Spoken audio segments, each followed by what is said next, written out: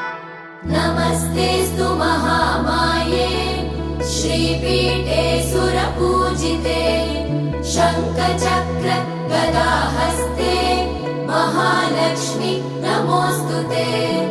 नमस्ते गरुडारूढे कोलासुरभयङ्करी सर्वपाप हरे देवी महालक्ष्मी नमोऽस्तुते। महादेव्यै च विद्महे विष्णुपत्नी च धीमहि तन्नो लक्ष्मी प्रचोदयात्।